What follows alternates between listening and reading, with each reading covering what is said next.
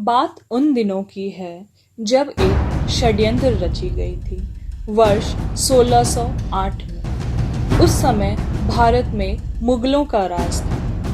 वर्ष 1608 में British east India company Mughal साम्राज्य के तत्कालीन राजा जहांगीर के साथ आयात निर्यात और व्यापारिक व्यवसाय के अनुबंध पर हस्ताक्षर करने के लिए भारत में उतरी।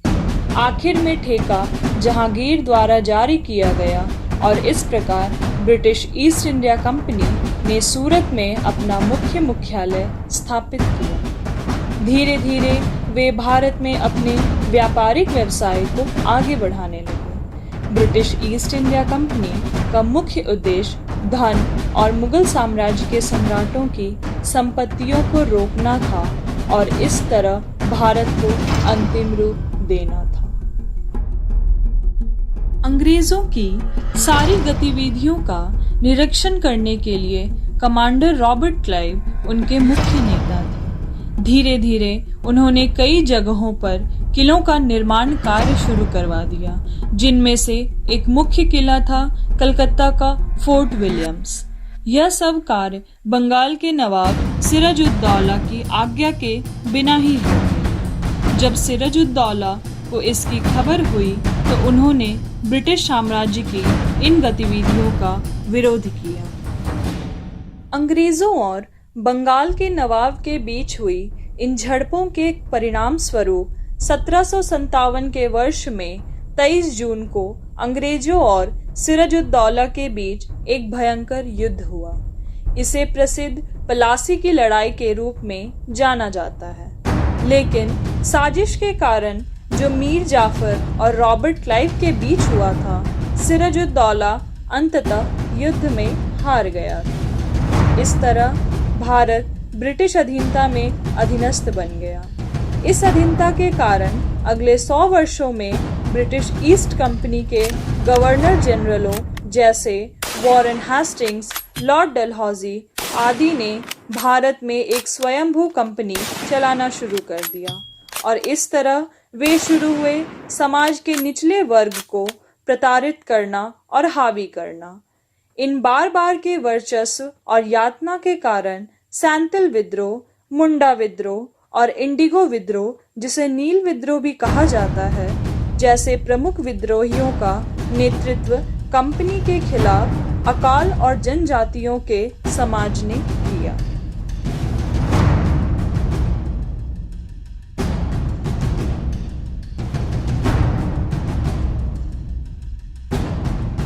अब वर्ष 1848 में जब लॉर्ड डलहौजी भारत लौट आए, तब उन्होंने डॉक्ट्रिन ऑफ लैप्स की नीति पारित की। इस सिद्धांत के तहत एक राज्य का शासक जो एक प्राकृतिक नर उत्तराधिकारी के बिना मर गया, उस विशेष प्रांत को सीधे अंग्रेजों द्वारा नष्ट कर दिया जाए। धीरे धीरे इस सिद्धांत को लागू करने से ब्रिटिश ईस्ट इंडिया कंपनी ने भारत में विभिन्न प्रांतों को बंद करना शुरू कर दिया। अब वर्ष 1857 के विद्रोह की जो मुख्य बात थी वह थी कारतूसों का परिचय, जो कि गायों और सुअरों की चर्बी से ग्रीस किया जाता था एनफील्ड राइफल के लिए।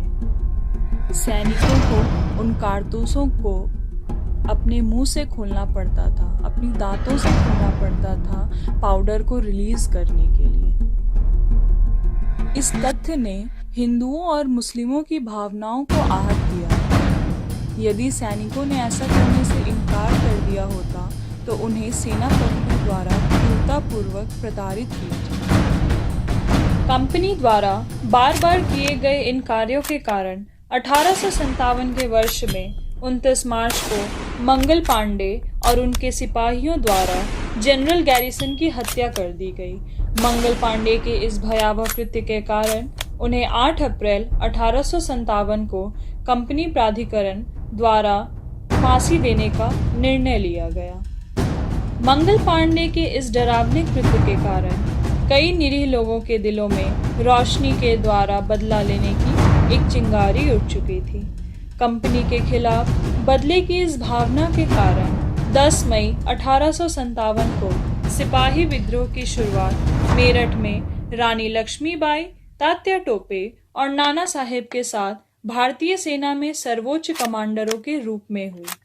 रानी लक्ष्मीबाई अंग्रेजों के लिए पीड़ा का कारण बन चुकी थी।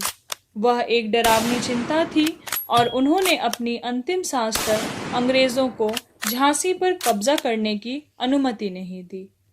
इस सिपाही विद्रोह के कारण ब्रिटिश ईस्ट इंडिया कॉम द्वारा गंभीर नुकसान का भुगतान करना पड़ा। इस विद्रोह के अंत में रानी लक्ष्मीबाई और तात्या तोपे युद्ध में मारे जा रहे थे। यद्यपि वे मारे गए, लेकिन रानी लक्ष्मीबाई और तात्या के कृत्य ने कई भारतीयों के दिलों में बदले की आग को जला दिया। इस युद्ध के परिणाम स्वरूप संपूर्ण ब्रिटिश ईस्ट इंडिया कंपनी को भारत से दूर ले जाया जा रहा था और अंतिम रानी विक्टोरिया ने ईस्ट इंडियन कंपनी का शासन संभालने की घोषणा की। आखिर में वर्ष 1858 में भारत ग्रेट ब्रिटेन का एक औपनिवेशिक देश बन गया, लेकिन भारतीयों द्वारा विद्रोह ब्रिटिश शासन के खिलाफ जारी रहा। फिर अंत में वर्ष 1885 में भारतीय राष्ट्र कांग्रेस की स्थापना A.O. Hume, W.C. Banerjee, Surendranath Banerjee के नेतृत्व में की गई। इन दोहराए विद्रोह और भारतीयों द्वारा ब्रिटिश राज के खिलाफ बदला लेने के कृत्यों को विशेष रूप से उस समय बंगाल से उकसाया गया था। इसलिए भारत के तत्कालीन वायसरॉय लॉर्ड कर्जन ने बंगाल की एकता पर अंकुश लगाने के लिए 16 अक्टूबर 1905 को बंगाल के विभाजन का फैसला किया।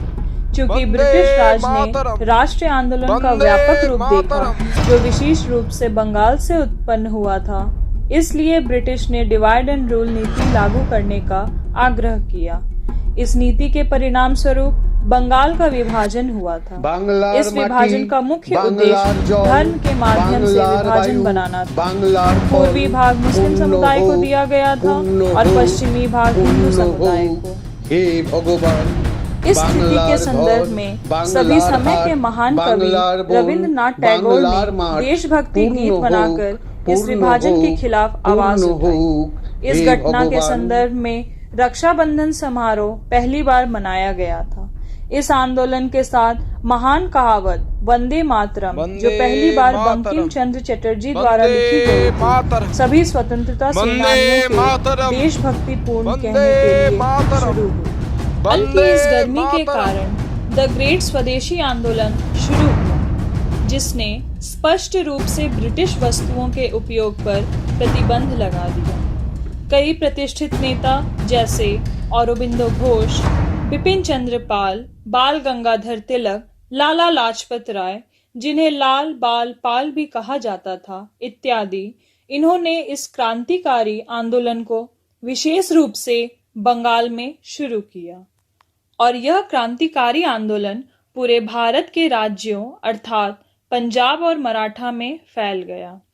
इन स्वदेशी आंदोलनों ने कई क्रांतिकारी दलों को जन्म दिया, जैसे जुगांतर, अनुशीलन, अभिनव भारत इत्यादि। 20वीं शताब्दी की शुरुआत में इन सभी के बीच कलकत्ता के मुख्य presidency magistrate Douglas H Kingsford थे। वह एक अपमानजनक दंडाधिकारी था जो अपनी क्रूर और कठोर सजाओं के लिए बदनाम था, जिनके बीच खुदीराम बोस और प्रफुल्ल चाकी ने किंग्सफोर्ड की कार पर बमबारी करने की योजना बनाई। हालांकि वे असफल थे, क्योंकि उस बमबारी में 2 ब्रिटिश महिलाओं को मार दिया गया था। इस घटना ने ब्रिटिश साम्राज्य को झकझोर कर रख दिया। अंततः प्रफुल्ल चाकी ने अंग्रेजों द्वारा गिरफ्तार होने के बजाय खुद की जान ले ली और देश के लिए खुद को समर्पित कर दिया। लेकिन दुर्भाग्य से खुदीराम बोस को ब्रिटिश द्वारा मौत की सजा सुनाई गई। अंततः उन्हें 11 अगस्त वर्ष 1908 को ब्रिटिश द्वारा फांसी दी गई। उस वक्त उनकी उम्र महज 18 वर्ष ही थी। हमारे स्वतंत्रता सेनानियों में वह सबसे कम आयु के स्वतंत्रता सेनानी थे, जिन्होंने देश के लिए अपनी जान समर्पित कर दी। इस दिल धड़का देने वाली घटना ने अन्य सभी स्वतंत्रता सेनानियों के अंदर आग को जला दिया। बंगाल में इन क्रांतिकारी घटनाओं के कारण ब्रिटिश सरकार ने भारत की राजधानी को कलकत्ता से दिल्ली स्थानांतरित करने का निर्णय लिया। इन सभी क्रांतिकारी सुधारों के बीच एक अन्य स्वतंत्रता सेनानी का नाम था जतीन्द्रनाथ मुखर्जी, जिनको बाघ जतीन भी कहा जाता है। उन्होंने भारत से अंग्रेजों को भगाने के लिए जापान और जर्मनी से हथियार और गोला बारूद निर्यात करने की योजना बनाई थी। सौभाग्य से वह योजना में सफल रहे और जर्मनी से हथियार और गोला बारूद ले जाने वाला जहाज उड़ीसा के बालेश्वर पहुंचने वाला था। लेकिन राष्ट्र का एक गद्दार जो बाघ जतीन के समूह में ही था, उसने धोखा दिया, क्योंकि अंग्रेजों के सामने इन सभी योजनाओं का खुलासा उसने कर दिया था। आखिरकार ब्रिटिश ने बुरीबलम में बाघ जतीन से लड़ने के लिए एक विशाल सेना भेजी। केवल 5 लोगों के समूह के खिलाफ ब्रिटिश ने एक विशाल सेना भेजी थी। इससे केवल हम साहस और उस वीरता को ग्रहण कर सकते हैं जो उनके पास था। अंततः बाघ जतीन एक गोली की चपेट में आ गए, जिससे अंततः 10 सितंबर 1915 को उनकी मृत्यु हो गई। जब भारत में स्थिति दिन ब दिन तड़प रही थी, 9 जनवरी वर्ष 1915 को महात्मा गांधी दक्षिण अफ्रीका से लौटे। मुख्य रूप से महात्मा गांधी ने भारत के स्वतंत्रता संग्राम में सत्याग्रह अहिंसा आंदोलन शुरू किया, जो मूल रूप से सभी राष्ट्रीय नेताओं सहित सभी जाति, पंथ और धर्म के लोगों की एकता पर केंद्रित था। अब एक तरफ जहां गांधी जी ने वर्ष 1919 के रैलेट एक्ट के खिलाफ सत्याग्रह आंदोलन शुरू किया, वहीं दूसरी ओर 13 अप्रैल वर्ष 1919 को जालियांवाला बाग की नरसंहार की घटना ने सभी भारतीयों को चौंका दिया। जनरल डायर के नेतृत्व में ब्रिटिश सेना ने गोलियां चला दी। छोटे बच्चों, वृद्धों और महिलाओं सहित निहत्थे निर्दोष भारतीय लोग उस घटना में मारे गए। यह उस युग में घटी एक भयंकर घटना थी। इस घटना ने गांधी जी को नॉन कॉपरेशन मूवमेंट को बढ़ाने के लिए प्रेरित किया और आर.एन. टैगोर ने अपना नाइट टाइटल गायब कर दिया। काजी नजरुल इस्लाम ने उस समय अंग्रेजों द्वारा इन घृणित गतिविधियों पर आधारित विभिन्न कविताओं की रचना की। 5 सितंबर वर्ष 1920 गांधी जी ने नॉन कॉपरेशन आंदोलन शुरू किया, जिसके अनुसार भारतीय किसी भी ब्रिटिश निर्मित वस्तुओं का उपयोग नहीं करेंगे। इस आंदोलन के परिणाम स्वरूप ब्रिटिश निर्मित वस्तुओं और कपड़ों को जलाना शुरू कर दिया गया। पूरी ब्रिटिश अर्थव्यवस्था एक ठहराव पर थी। सभी भारतीयों के इन गुस्से के कारण ब्रिटिश ने इस आंदोलन में शामिल सभी लोगों को क्रूरतापूर्वक दंडित करना शुरू कर दिया। परिणाम स्वरूप चौरी चौरा हादसा हुआ। इस घटना में कुछ लोग की बर्बरतापूर्वक हत्या कर दी गई और उसी समय कई भारतीयों ने चौरी चौरा पुलिस चौकी पर हमला कर दिया, जिससे 22 ब्रिटिश पुलिस की मौत हो गई। इस घटना के संबंध में गांधी जी ने असहयोग आंदोलन वापस ले लिया था। वर्ष 1927 में साइमन कमीशन भारतीय संविधान को निर्देशित करने के उद्देश्य से भारत आया था, लेकिन वर्ष 1928 में यह आखिरकार विफल हो गया, क्योंकि समिति में एक भी भारतीय सदस्य उपस्थित नहीं थे। इसके विरोध में लाला लाजपत राय ने साइमन गो बैक कहकर अपनी आवाज़ बुलंद की। इस घटना के कारण लाला लाजपत राय को 17 नवंबर वर्ष 1928 को पुलिस अधिकारियों स्कॉट और जॉन एच सॉन्डर्स द्वारा मार दिया गया था। अब भगत सिंह ने शिवराम राजगुरु और सुखदेव थापर जैसे अपने क्रांतिकारियों के साथ मिलकर चंद्रशेखर आजाद की मदद से स्कॉट की हत्या की साजिश रची। अंततः 17 दिसंबर वर्ष 1928 को ब्रिटिश अधिकारी जॉन एच सॉन्डर्स को भगत सिंह और राजगुरु द्वारा मार दिया गया। घटना के पत्राचार के साथ भगत सिंह और बटुकेश्वर दत्ता ने कथित रूप से 8 अप्रैल वर्ष 1929 को दिल्ली में केंद्रीय विधानसभा पर बमबारी की। यह बमबारी भारतीय लोगों के खिलाफ प्रतिकूल बिल के खिलाफ विरोध करने के लिए आयोजित की गई थी, जो भारतीय लोगों के खिलाफ थी। लोगों ने इनकलाब जिंदाबाद के नारे लगाए। इस घटना के बाद दोनों को पुलिस ने गिरफ्तार कर लिया और बाद में चंद्रशेखर आजाद को छोड़कर सभी क्रांतिकारियों को कारावास की सजा सुनाई गई। जेल में उस समय भारतीयों को पागल की तरह अत्याचार का सामना करना पड़ रहा था। उन्हें जेल में कठोर स्थिति में रहने के लिए विवश किया गया। इस कारण सभी कैदियों ने भूख हड़ताल शुरू कर दी, जिसमें जतिन दास 63 दिनों तक हड़ताल को बनाए रखने वाले उस हड़ताल के नेता बने और अंत में वह हंगर स्ट्राइक से मर गए और ब्रिटिश ने भारतीयों के लिए जेल की स्थिति में सुधार किया। इन सारी स्थितियों के बीच 12 मार्च वर्ष 1930 को महात्मा गांधी ने अपनी विशाल संख्या की अनुयायियों के साथ साबरमती आश्रम से दांडी मार्च शुरू किया। इस दांडी मार्च के पत्राचार में सविनय अवज्ञा आंदोलन शुरू हुआ। चूँकि महात्मा गांधी भारत में भारतीयों द्वारा नमक का निर्माण शुरू करने वाले पहले व्यक्ति थे और इस प्रकार ब्रिटिश शासन की अवज्ञा की।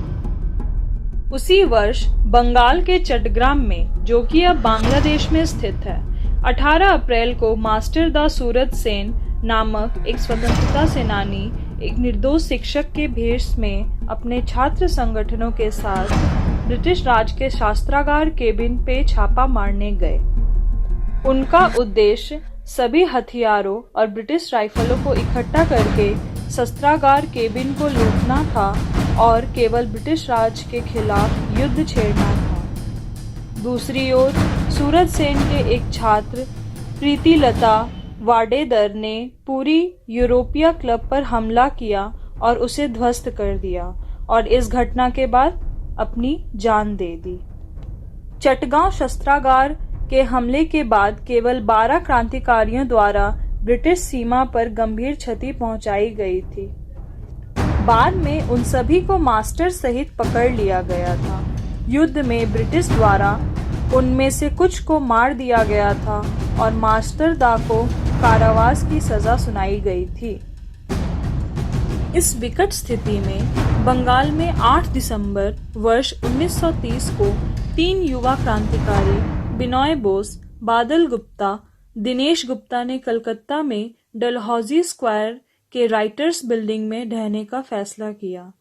कलकत्ता के जेल के महानिरीक्षक को मारने के लिए इस तिकरी ने कर्नल सिम्पसन के केबिन में प्रवेश किया और उसे राइटर्स बिल्डिंग के अंदर गोली मार दी। इस घटना ने पूरे ब्रिटिश राज को हिला दिया।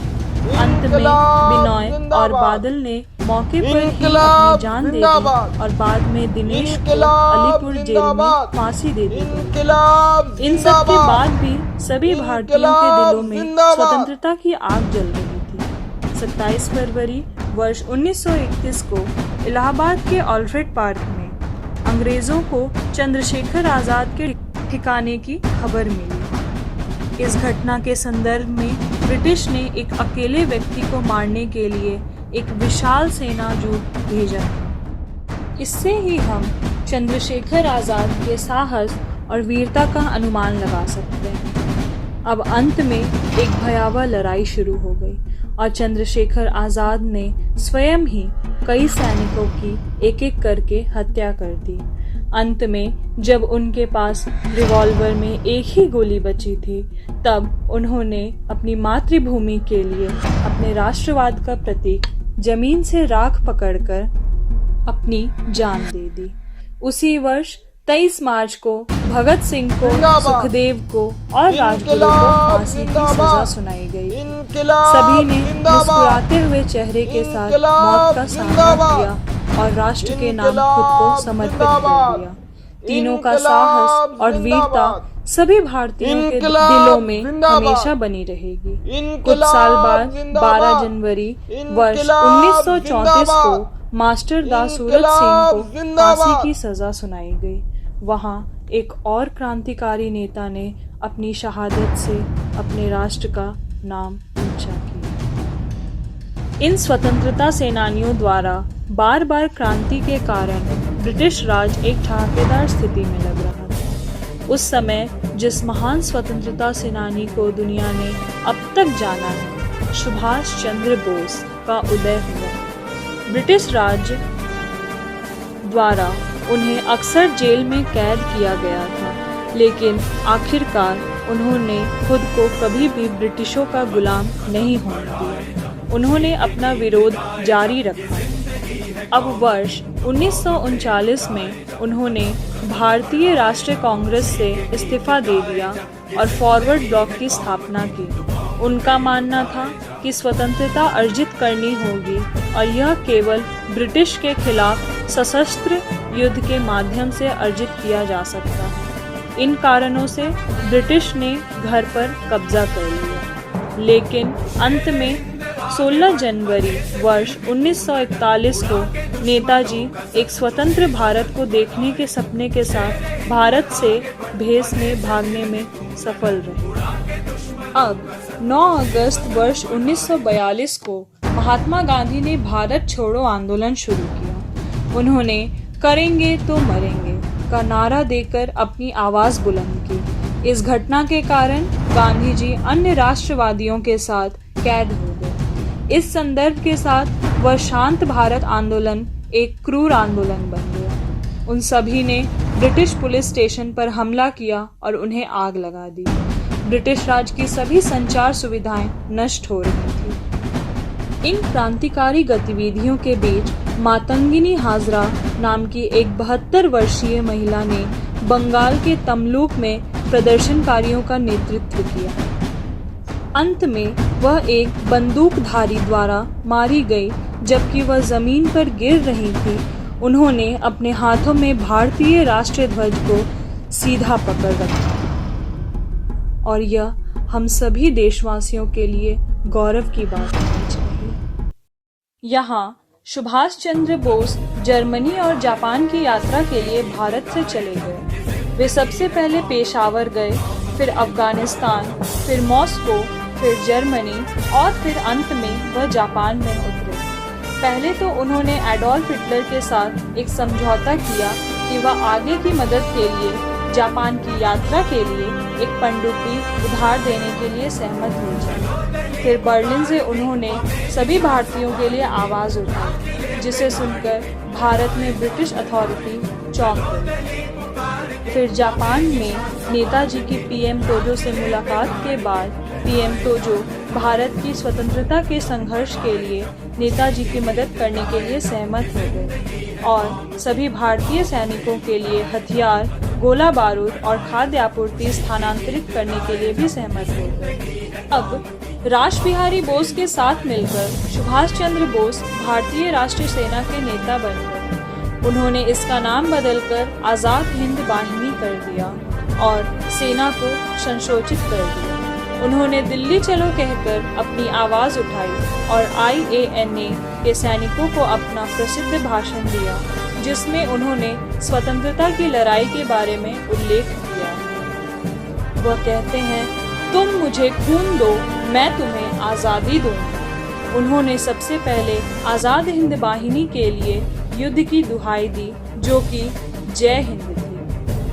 धीरे धीरे और लगातार नेताजी ने अंडमान और निकोबार पर कब्जा करना शुरू कर दिया और फिर वह भारत के पूर्वी हिस्से में चले गए और मणिपुर, नागालैंड, कोहिमा, इम्फाल पर कब्जा कर लिया। लेकिन द्वितीय विश्व युद्ध के बीच 6 अगस्त वर्ष 1945 को हिरोशिमा और नागासाकी पर अमेरिका द्वारा बमबारी की गई थी। परिणाम स्वरूप जापान ने आज़ाद हिंद फौज को हथियार, गोला बारूद और खाद्य आपूर्ति रोक दी थी। अंततः आपूर्ति की कमी के कारण आज़ाद हिंद फौज की लड़ाई समाप्त हो गई और वे अंततः अंग्रेजों से हार गए। फिर एक अफवाह फैलाई गई कि नेताजी की ताइवान योजना दुर्घटना में मृत्यु हो गई है, लेकिन भारतवासियों का यह मानना नहीं था।